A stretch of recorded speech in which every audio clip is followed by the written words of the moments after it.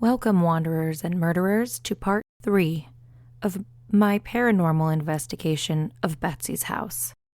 If you have not listened to part 1 or part 2, just stop and go listen to those now. Part 1 is titled Paranormal Investigation, an Intuitive in a Haunted House, and part 2 is titled A Spirit Box in a Haunted House. Each one informs the next, and each one discusses the last. So I suggest you go and listen to those first if you have not already. Otherwise, welcome to the next installment of this series, in which I share with you our historical discoveries of the house, as well as some of the more significant responses that we receive in our second Spirit Box session, which was performed on December 4th of 2025 during the full moon. Stick around after this message about social media. Thank you. If you like what we do, please like, subscribe, download, comment on, and leave a review. Please, if you can, give us a 5-star rating. This is going to help us to defeat the algorithm. If you have a story that you want to share, you want to comment on something that we've said, or you just want to chat with us, you can reach us in a variety of ways on a variety of social media platforms. If you'd like to do that, you can find our links in all of our show notes. And now back to the show. Alrighty, guys. Yes, please like, share, subscribe. We really appreciate those of you who keep coming back and listening more and are helping us grow. I mean, we are just beside ourselves for all of you that keep coming back. We are so thankful for you. And please keep pushing us along. As with the last installment, I am your host, Abbey, and I am solo today. Welcome to the Wandering Crow. If you're new here, we call our listeners the Wanderers. We call our group of listeners the our murder of listeners. So thank you and welcome. Let's go ahead and jump right into the story, okay? I told you all about Betsy, her past, and I read you her ghost notes in part 1. In part 2, we go through the discovery of her Spirit Box session that I performed last June. There are some really interesting things that we hear in response to our questions and prompts during that Spirit Box session. Go back and listen. Now, after that Spirit Box session, that was it. I was like, that's it. We're going to the library and we're going to figure this out. Actually, it didn't just start with the library. First, we started by calling our local public records office, and they were basically not very useful. They only have up to 1998, just boom, there's no archives. They purge it. But they said, well, if you go to the county auditor, you can find certain information about a property. But even that, you can only find up to a certain year, and then it's all purged. So then we contacted South Sound. It's South Sound 911.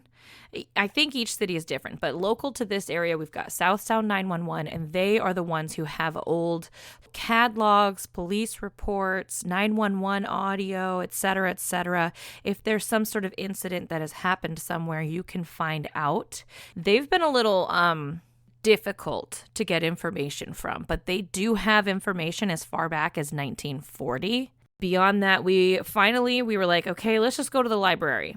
Let's go to the whatever room. Every library has a quote-unquote room, okay? You're going to have your library at large, whether it's county or city, public libraries, and then they have their individual branches. Well, one of them, typically their main branch, will have a insert the blank room, and that's going to be a room with local archives, old directories, newspaper articles, things that are difficult to find in an online search, even utilizing the online search functions through your library website.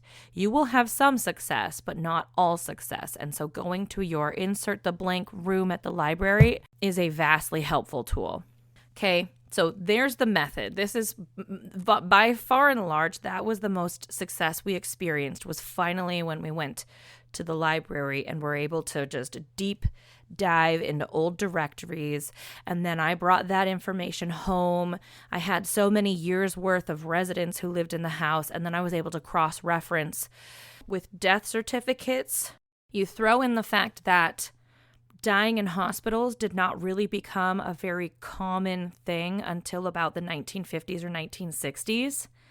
And bada bing, bada boom, we've got 3 people from the house being built in 1900 through 1943, 3 different individuals who have passed away in this house, in Betsy's house.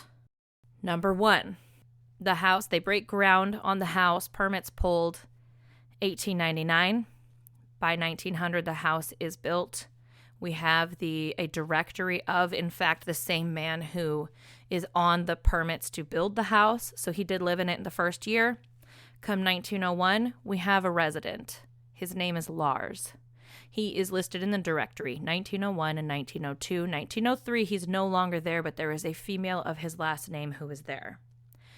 So suddenly after 1902, he's not on record anymore. So we had a really strong feeling about that.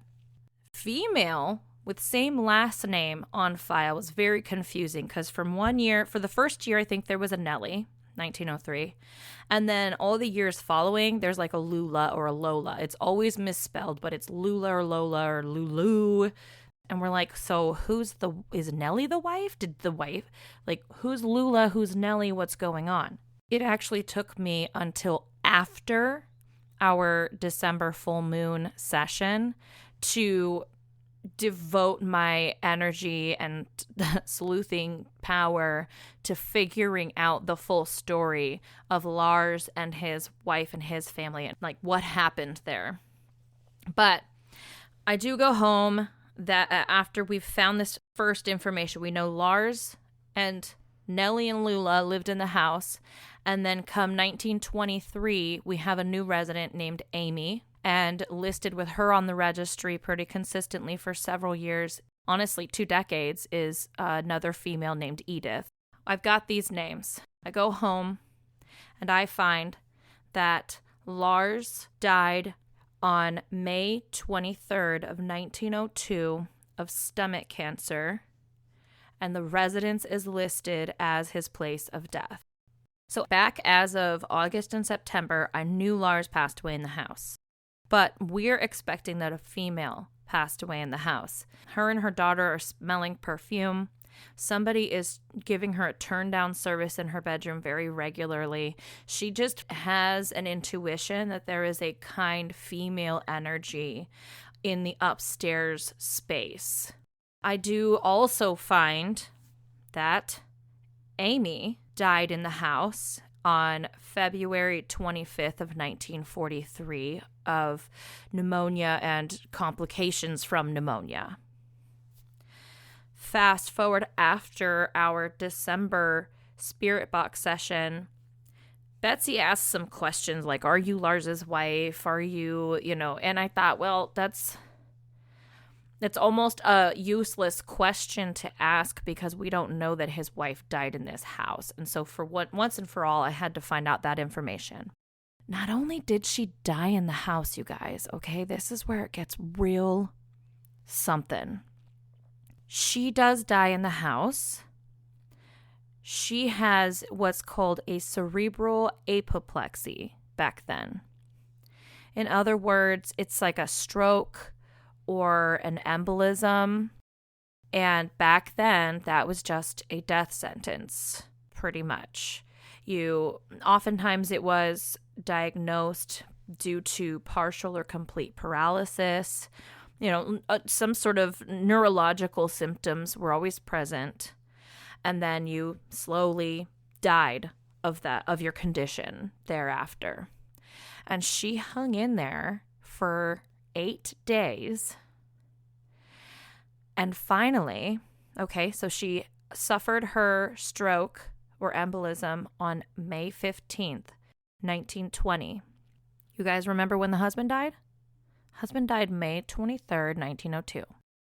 So the wife, whose name I now know is Christina, I don't know why she was never listed on the registry, but she lived there. I know for a fact she lived there. I do have record evidence.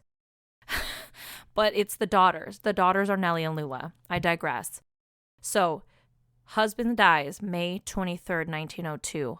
Christina suffers a stroke on May 15th, 1920. She's in her condition deteriorating for 8 days. Come May 23rd, the anniversary of her husband's death, at 3:30 a.m., everyone, she succumbs to her condition and passes away.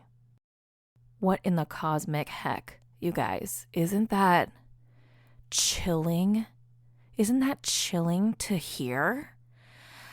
Did he come to her? You know, we've discussed in near-death experiences, oftentimes when people haven't, go back and listen to near-death experiences, go back and listen to the process of dying, go back and listen to psychopomp. We have talked about how there is a common denominator when people have near-death experiences or they are approaching death, or it is theorized that oftentimes family members are the ones who help you cross over past that liminal space from life into death, wherever your destination is in the astral realm after the fact. And the veil is said to be the thinnest at 3 a.m. Did her husband come back on the anniversary of his death at 3 a.m. and find his wife in the condition that she was in and set her free and shepherd her away from her bodily vessel? You would think so, based on those facts. These are the facts, guys. The fact is she died on his anniversary at 3:30 a.m. The anniversary of his death, I mean to say. That blew my dang mind, guys. Here are some other cool things about this couple. Out of curiosity, and I'm so glad I followed this instinct, I looked up their names in the directory in the years prior to them moving into this house, Betsy's house, the last house they would ever live in. And what I found, where they resided before living in this house, was literally the house across the street from where Betsy last lived before she moved into this house. Like, is that hitting you? Did I say that clearly?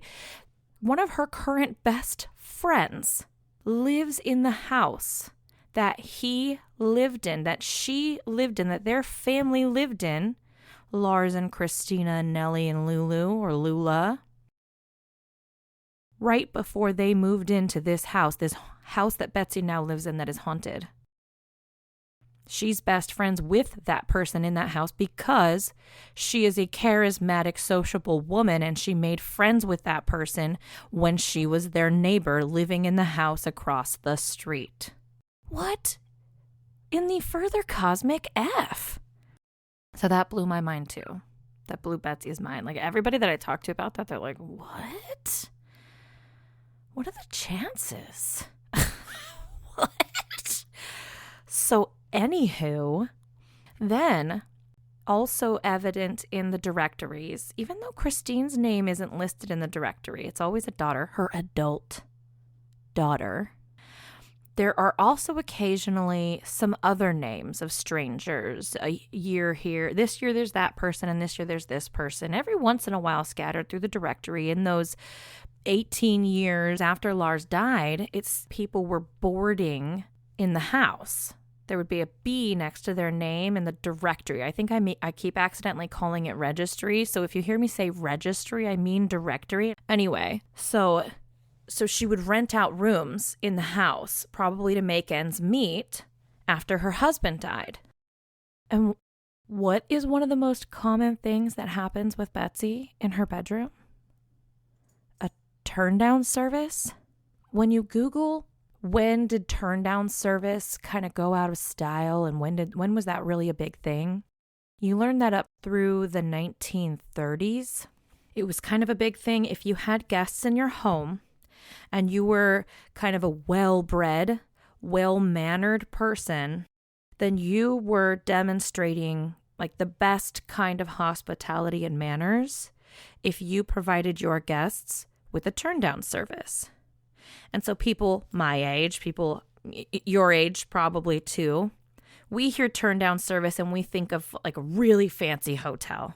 I know that turn down service is oftentimes a service, at least once upon a time, that was provided or offered by fancy la-di-da kind of hotels, and they would leave the little mint on the pillow and blah, blah, blah, blah. So the wife was renting out rooms in the house. She's of Swedish descent, by the way. I don't know if that even matters. I don't know if that was a big thing in Sweden, but both she and Lars are Swedish immigrants. They were born in Sweden. Lars, I have since learned it's actually supposed to be pronounced Lars. So they're both Swedish immigrants. He dies of stomach cancer after 2 years living there, and 1 year really. And then she dies. She rents out rooms. Then she dies in 1920. Okay, so it's same date, but with just the 2 and the 0 are transposed. He's 1902. She's 1920. Prior to living there, they both lived in the house across the street from where Betsy lived before she moved into this same address. So it's all just like crazy. And so you've got this woman. Husband has passed away. There's no husband in the picture. This is also Betsy's situation. Her husband didn't pass away. She's a divorcee, but she has lived in this house alone for a very long time with her adult daughter as well. Then you fast forward after Christina passes away, her daughters sell the house, and it is Amy who moves in with her adult daughters. Amy is also a widow. Amy's husband died back in 1890 something, I think. And so it's her and her adult daughters. One of her daughters has married and is going through a divorce and moves back in and is living with mom. And they live there together until Amy passes away in 1943 from complications of pneumonia. Now, Amy at some point, just the year before she moves into this house, she serves as a matron at the YWCA locally, which is basically, she's kind of like the RA. She's like a supervisor, like kind of a ward of the house for these women, you know, wayward women who end up needing to stay there and live there. She serves as their matron of the space. And I just thought, well, that's, in my head, that's sort of parallel to this kind of work that Betsy did all her life, helping people. This woman was a helper in her community, as Betsy always was. I just thought some of the connections were so interesting. The mothers and the daughters living in the house together with no husband, and the things that Betsy is experiencing, the turn down service, and how we are like, that's gotta be Christina. That's gotta be Christina. Amy, not so sure. We're fairly certain that we've got Christina energy in the house. So all of that being said, I feel like that's the most significant history that's worth sharing. It's mind-blowing. I was surprised to find one person, let alone 3, and then I learned that was really normal. If you have a house that's 100 years old, there's a real good chance that somebody died in there. But, I didn't really know that. Okay, so moving on, let's get to this spirit box session. So as of December, like I said, we knew of Lars and we knew of Amy. let me just get to it. Okay, so where's my little notebook? I wrote down timestamps, and then I write down the responses that I believe I'm hearing. I think it's going to be really important for me to just like skip stuff. The last one was nice and short, and I had plenty of time to go over everything. These spirit box sessions are not as short, and I have an extra audio issue of the first spirit box session I had recorded directly on just a recorder on my phone, and I had audio file to upload and download onto my computer to use. In this case, I took video because I thought if those balls go off this time, I want to catch it. And so I did video, and I have the video and audio rolled in one, and I am not like a computer genius, and I am not interested in downloading extraneous software onto my phone, especially after all the nonsense that happened last year.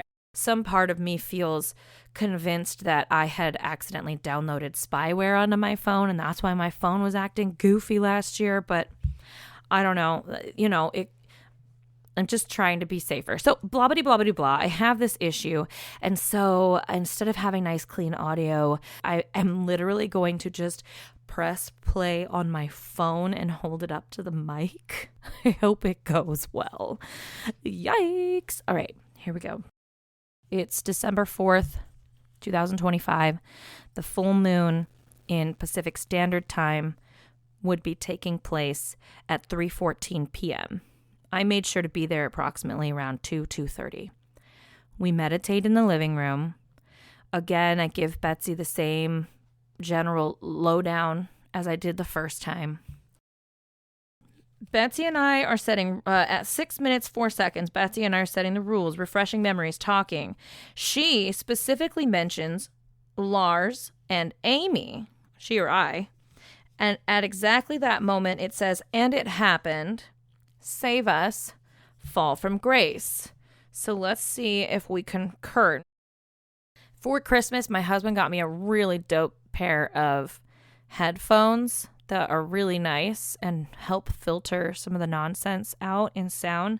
And prior to that, I was literally holding my phone speaker, like with no headphones or ear protection at all, straining to hear all the BS that I think I hear. It feels like my ears are bleeding. They're in pain. They're ringing constantly. It was definitely damaging my ears to listen.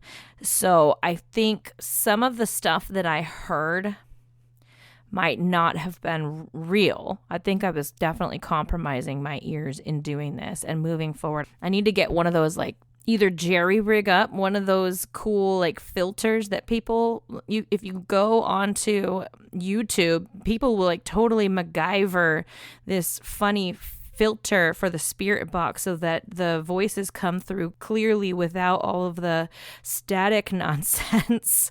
Or you can even buy versions that are already set up like that. But I bought the cheapest one, and I already spend a lot of hours unpaid working on this podcast. So this is the part where it's like, if you guys want me to expand upon my skills, or you want to see us earning for all of the work and effort that we're putting into the podcast, we're going to have to set up a Patreon and let you guys support us in that way so that we can get the better equipment and bring back, better things to share and talk about. I think that we probably have a lot more work to be done in Betsy's house. Betsy has agreed, after we've gone over the spirit box sessions that we've done, she has decided that it might be a good idea to go and at the very least doing some smudging in the house. So we're going to do that and see how it goes.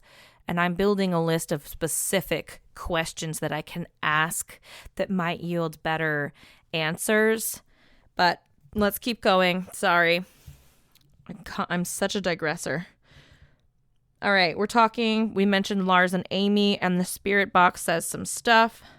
I don't remember. Oh, my ears, and whether or not I'm hearing things that are legit. Here we go.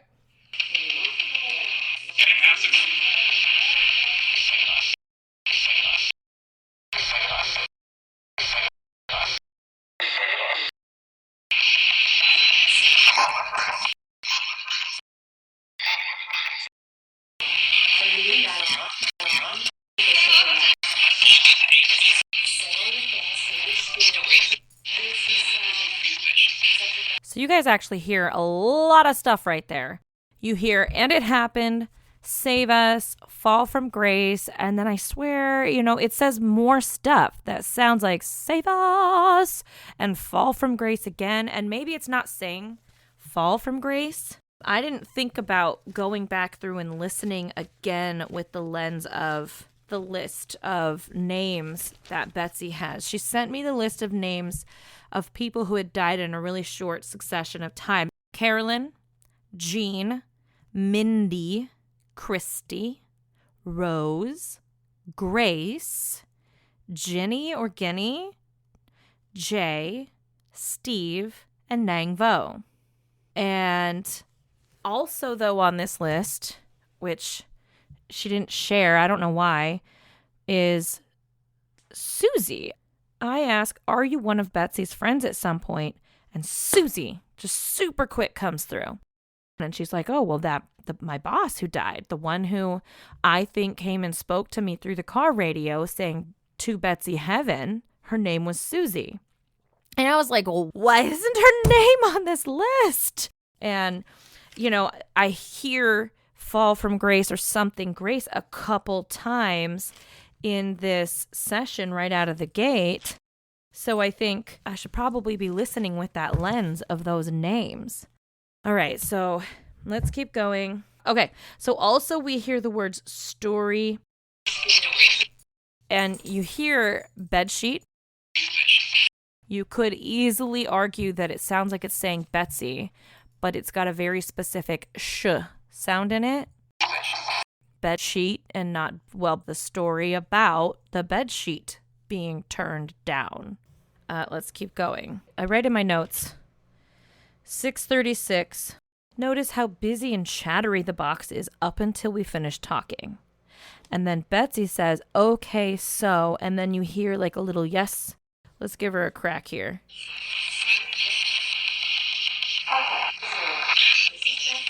Okay. She goes, okay, so, and like, boom, immediately.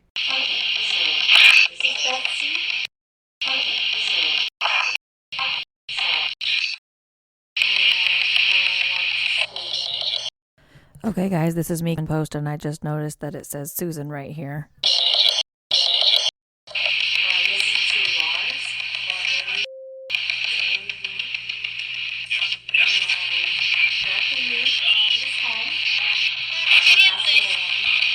I had to redact because it said Amy's last name. She says Lars or Amy. Like, this is to Lars or Amy, and you, boom, yes.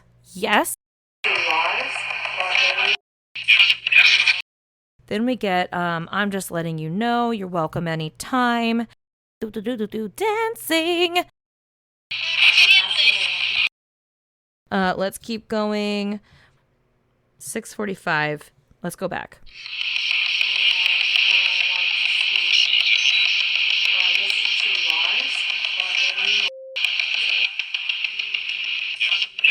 Two yeses.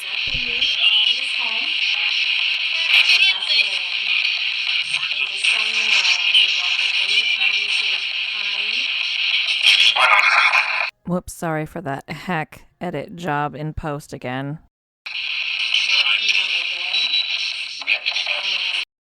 Well, here's another little doozy that I noticed in post.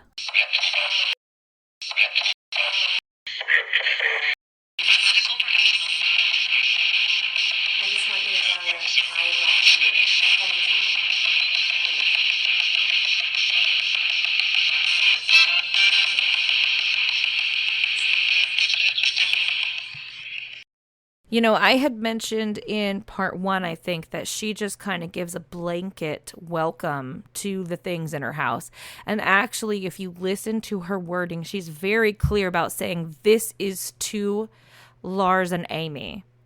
I want to speak to Lars and Amy, and hey, if you're here, you're welcome, and you're welcome anytime. And so she is actually being guarded and choosing her words wisely and saying just to them that they're welcome.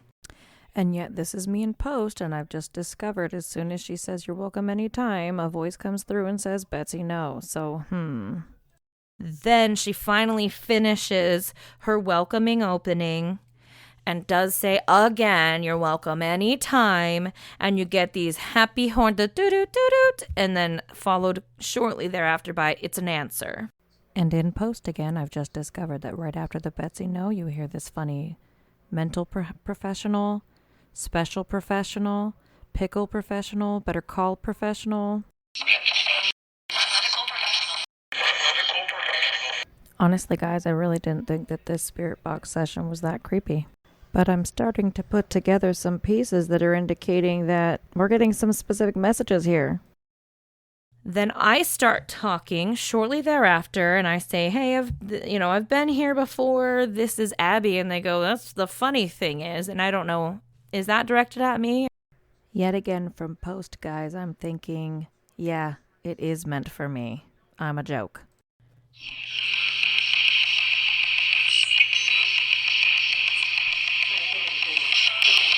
Hi, my name is Abbey.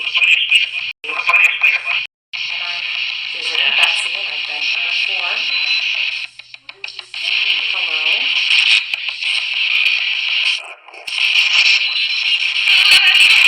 Betsy and I are Once again in post, I've discovered an interesting sound. Sounds like somebody's saying sad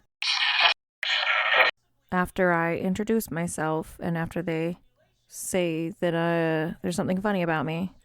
Not gonna lie, that is a little weird, but also something does say hello and something does say hi. So let's go back to that original narrative.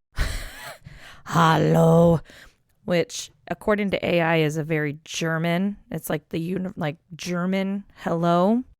But also according to AI, if I ask slightly differently, it could be Dutch, it could be Swedish, there's a whole slew of countries out there that all accept and use hallo as a casual hello, then followed by the hallo. You hear hi, okay?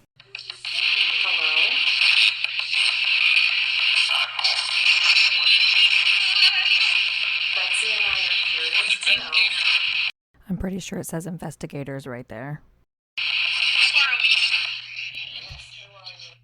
Betsy and I are curious to know, crack, crack, crack, who are we?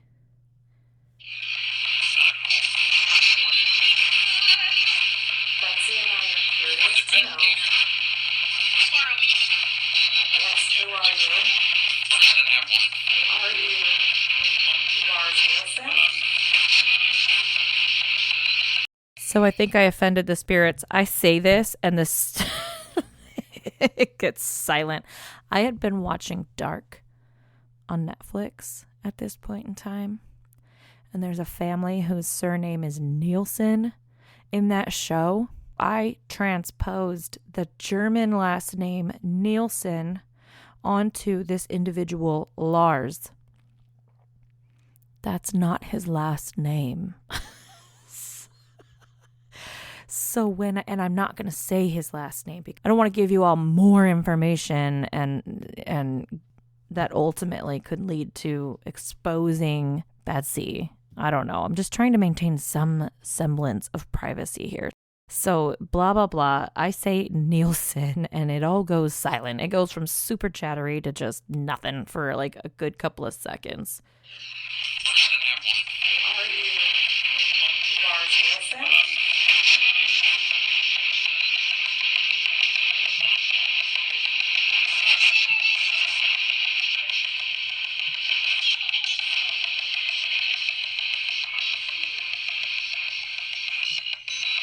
Are you Amy?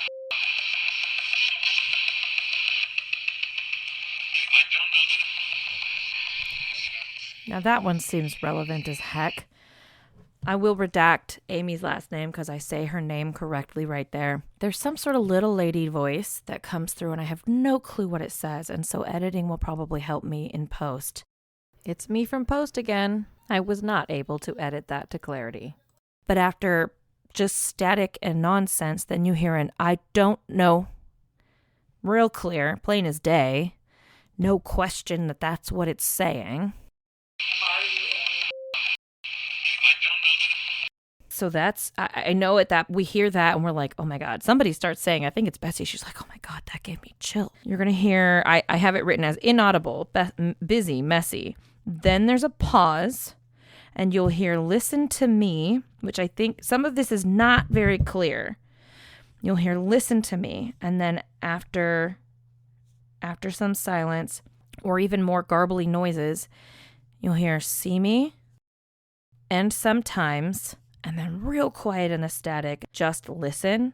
And then it'll go, what's next? Because we're just sitting there silently for a very long time. And then Betsy and I just start talking amongst each other. And the box, I think that my foreign immigrant spirits start yelling at us. You Americans, you're all the fucking same. So Amy was also an immigrant. She was, hold on. Let me pull up her death certificate. So I know Lars and Christina are both Swedish born. Amy was born in Wolverton, England. So we've got all these immigrants who've passed away in this house. Here I go. What was I going to do? I got distracted. Oh yeah, what's coming next? All right, so I've just explained to you, do you not remember who you are? And I think what's coming next is listen to me, see me sometimes, and just listen.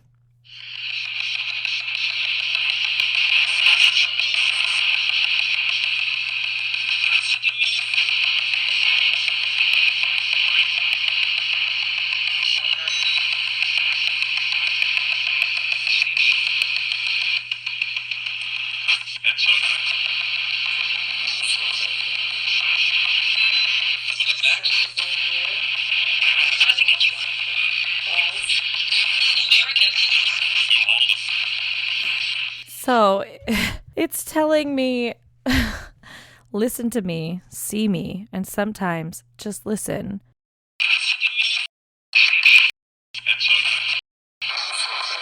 In post, it sounds like that's one of us saying, just listen. Back to my original narrative.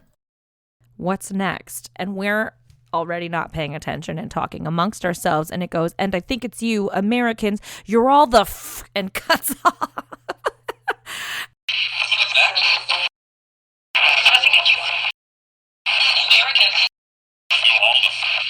And the way my brain just wants to fill in the blanks, I'm just like, oh my God, the spirit box is yelling at us bloody Americans. Oh, we're just all the god dang same, just stuck in our own little oblivion. Woof. All right, then she starts talking. You hear this is Betsy. I'm asking Lars, what, yes, hey. Would you, she's about to say, would you light the balls? And the chatter settles and the box becomes less noisy, which in my head I'm thinking, does the spirit box become less noisy because they're trying to light up these balls? It feels very childish sometimes, the way that I have to just lean into my imagination when interpreting what is or isn't happening in this box. It's difficult for me to really lean into that. Like, this is just speculation, and it does feel very childlike sometimes. But that is kind of what I immediately thought when I hear the chatter calm down. You know, I don't think it's even worth playing back the boring, like, oh, will you make the things go off? And then becomes less noisy. That sounds boring. Here we go. This spot is creepy. So Betsy and I are talking again amongst ourselves, quietly talking. The last question that was asked was by me. I say, can you show us that you are here? And then we wait a little bit for an answer before we start talking to each other. And then the box starts going a little wild and saying really specific, relevant, creepy things. If you'll remember in part 1, Betsy, she'll see in a reflection in the Kindle of what looks like a man looking in at her from outside of a window behind her where she's laying on the couch when she's reading her Kindle. And so she'll sit up, turn around to look out that window, and there's no one there. So weird and creepy. And I know she doesn't like it, and she has talked about it. And her boyfriend ended up installing like a little pull-down shade just to kind of create, I think, that mental sense of security. And she says that it has stopped happening. But the spirit box says some stuff that is very specific to it. Oh, wait, what was that?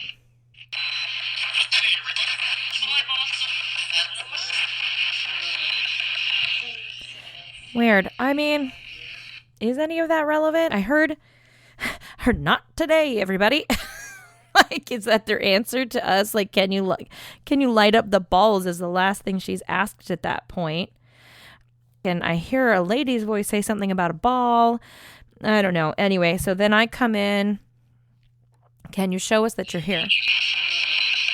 Can you show us that you are here?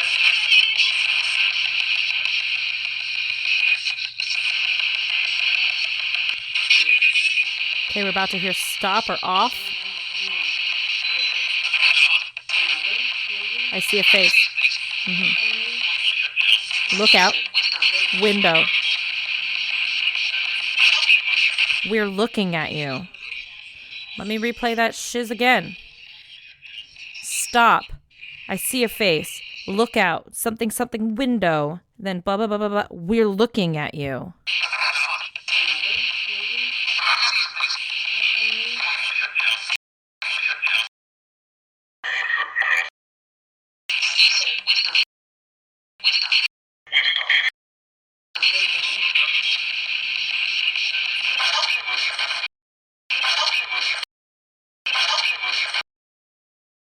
You guys, now that's crazy. That is crazy. It says some other stuff. Let's see. So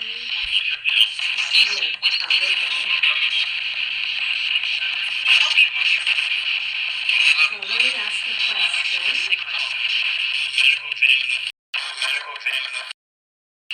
See the woman who has a strong perfume.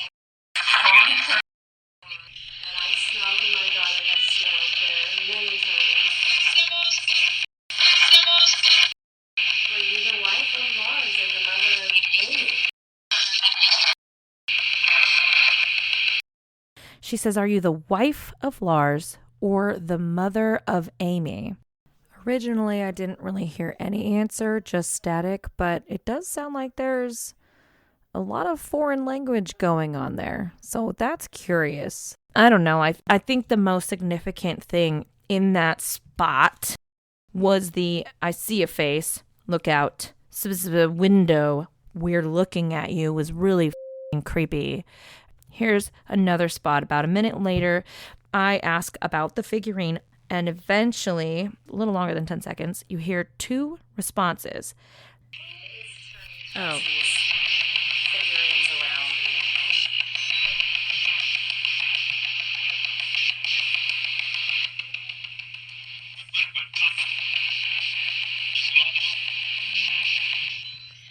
Y'all, did anybody hear that?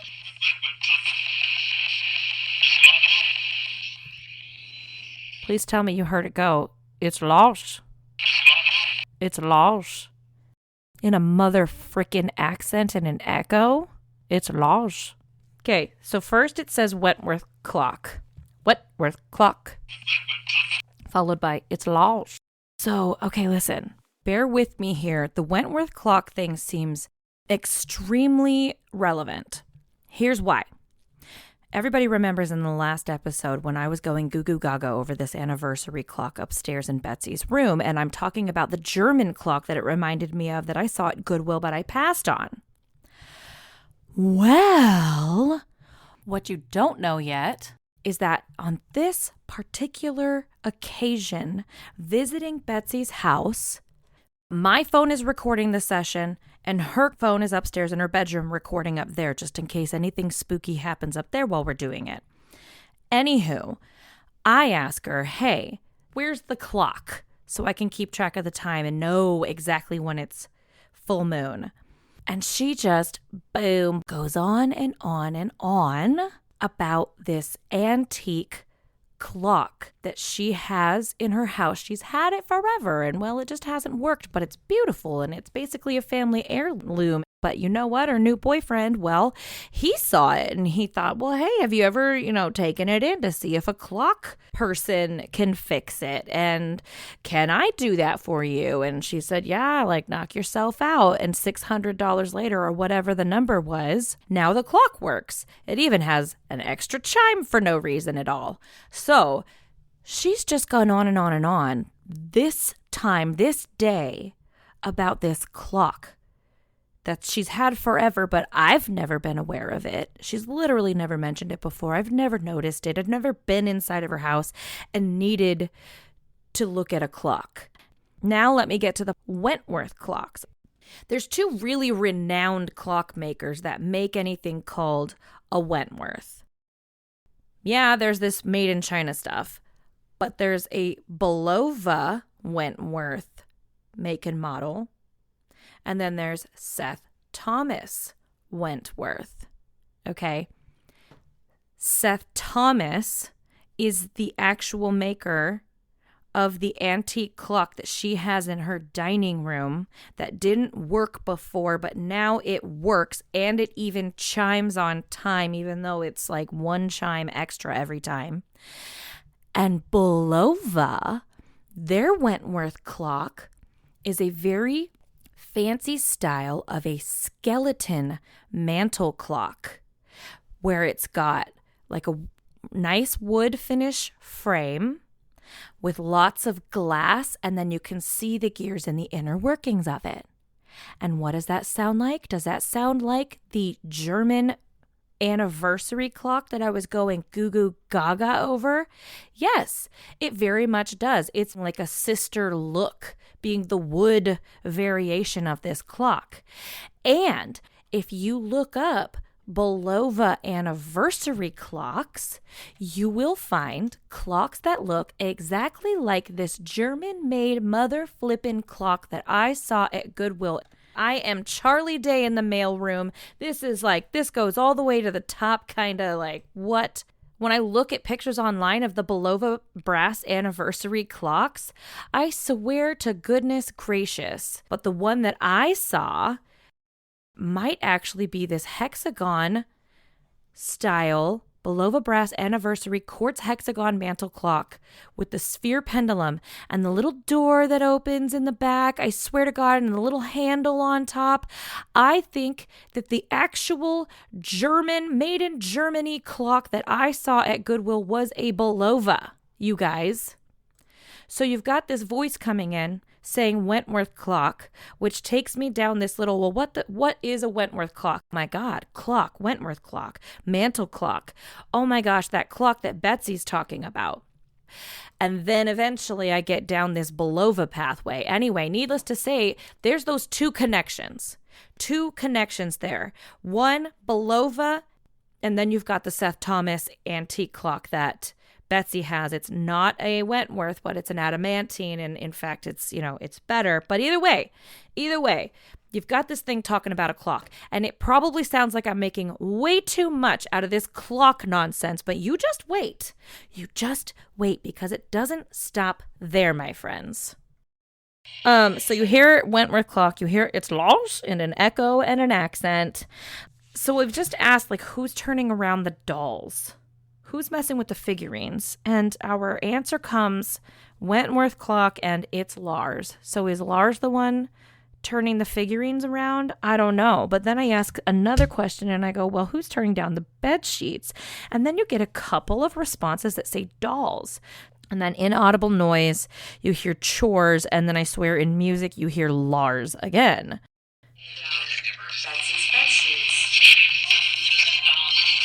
The dolls. The dollars.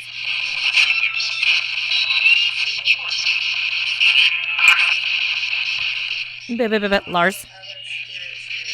Now, why would it be Lars?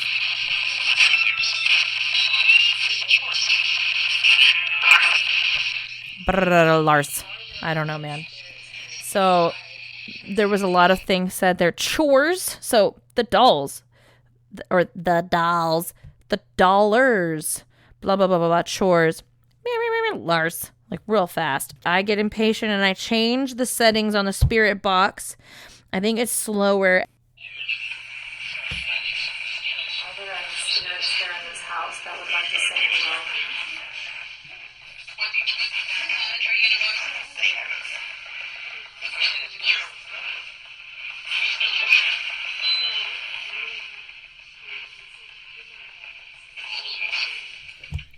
There's that echo again. But did you guys hear that? So first of all, there is some point where we hear that, like our little growl. Our little goblin comes back for a moment, makes a little cameo in our noise, going in the middle of everything. So is it a goblin? Is it just weird behaviors of the static? Is that normal in the static sounds? Is that normal of the spirit box to make these weird gremlin noises? And then after lots of things get said, you get this very echoey, ethereal sounding, "Hello, Betsy."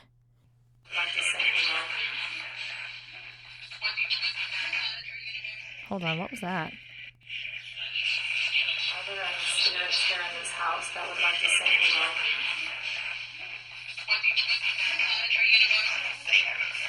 From post, I can say that the male voice sounds like "I can entertain myself," and the female voice sounds like commentary in her voice.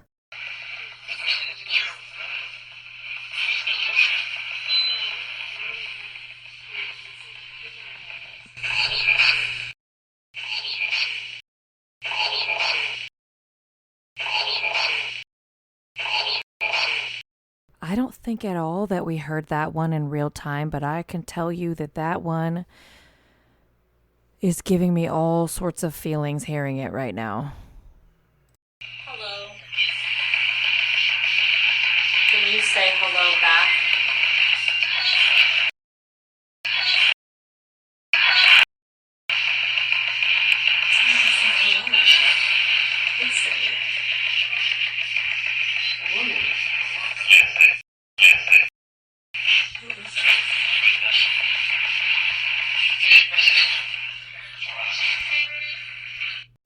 So we heard that second hello. Betsy's commenting on it. She says, "Oh," instantly a woman said it.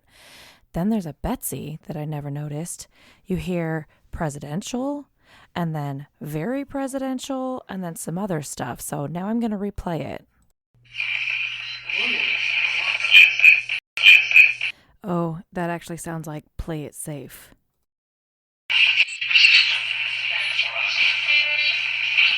Whoa, did I just hear "dance for us"? What the f?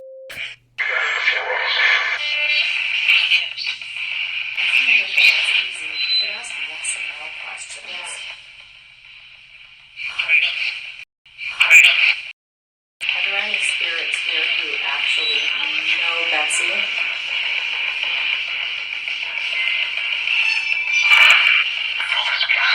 Did you know Betsy? So you hear the do-do-do, yes, very quick. And then Office Space. There's a lot of stuff going on in there. I'm going to have to in post, I will add more after this. Okay. And here I am in post.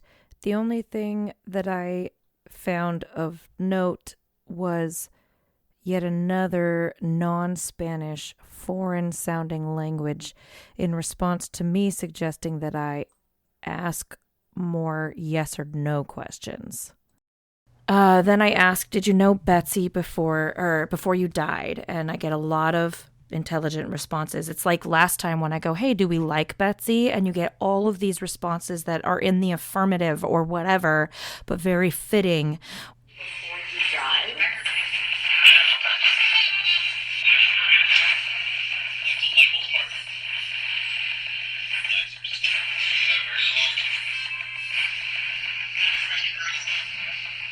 So you hear, yes, Betsy, and pretty quiet. A good time, kind of, there's music and static over a good time. You hear the delightful part really clearly. Yes is a little bit staticky and then not very long.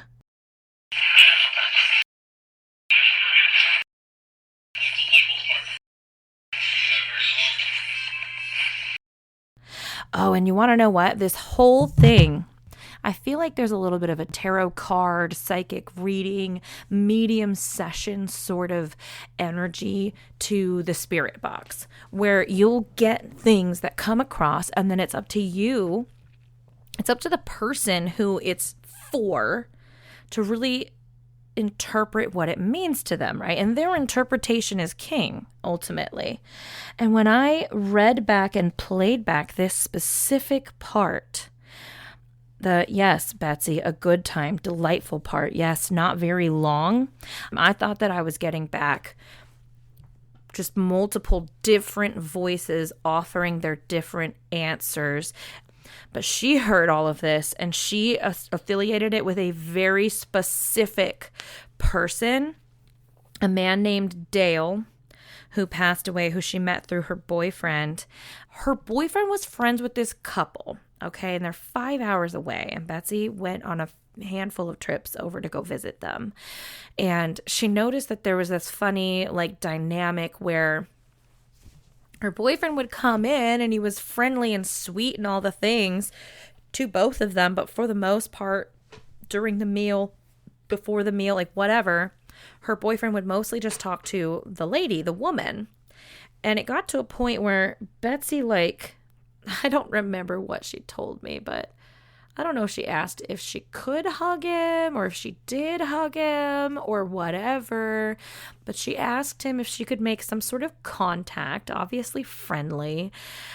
And she said that he was like literally like surprised. Like his response was like, "What? Nobody cares about me? Like, are you kidding me? Yes, I would love that." And like there was just this like awe and shock at pleasantly surprisedness about him when she asked, like, "Hey, can I give you a hug?" And he was just so like, and they became friends. Anytime they would visit, the two of them would then talk for the vast majority of the time, and then her boyfriend and the wife would talk to each other for the vast majority of the time, and it just became the way that they kind of clicked off when they were visiting.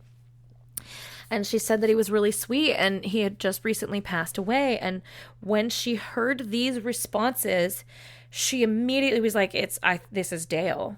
This is all Dale. I think this is all Dale.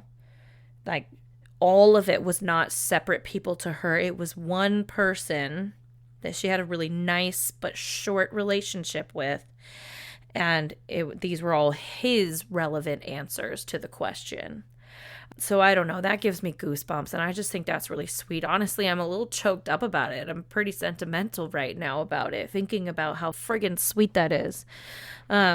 Anyway, so then I ask, and I'm going to have to redact this, but I ask, do you know her daughter? And obviously I'm not saying her daughter in the recording. I'm saying her daughter's name. And you get immediate silence, 10 seconds of just loud static, which, as you know, like, that has happened a couple times. Oh, and then the craziest part happens after that. Craziest part happens after that. We get about 10 seconds of static, and then the voices come back, and then something. This is the wildest part of the whole day to me. The clock that that Betsy went on and on about earlier, 3 p.m., it starts chiming. As soon as it starts chiming, simultaneously, a voice comes through and says something. Try, if you can, to listen just to that voice.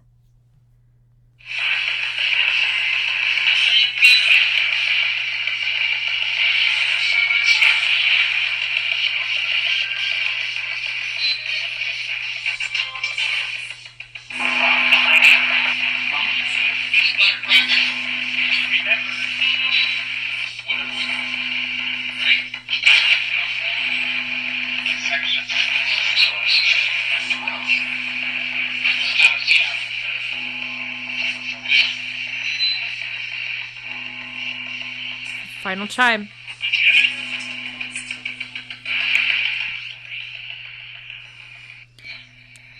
So, let's do that again.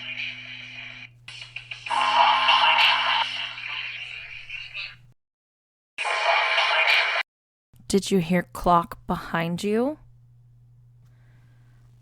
Let me play that for you again.